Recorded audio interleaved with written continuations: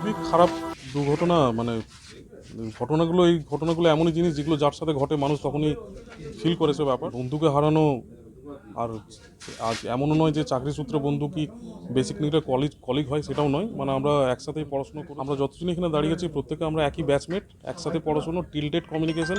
Even যেদিনও এখানে ফেরে, কাশ্মীর ফেরে, সেদিনও আমাদের সাথে এটা কমিউনিকেশন হয়েছিল। এইভাবে ট্যুর প্ল্যান আছে ওর। ইভেন দুর্গাপুরে ওর আফটার কাশ্মীর প্ল্যান করার পর দুর্গাপুরে আসার প্ল্যান হয়েছিল। সব কিছু আমরা জানতাম, বাট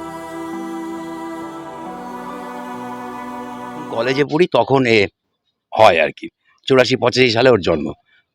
আমি যদি ঠিক সঠিক বলে থাকি।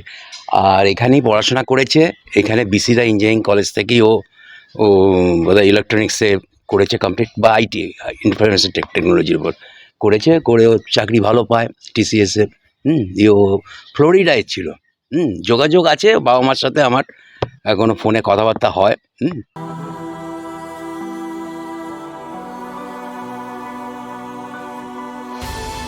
কালকে রাতের পর থেকে আর কোনো কমিউনিকেশন আর পসিবল হবে না ইন ফিউচার, সেটাই খারাপ লাগছে।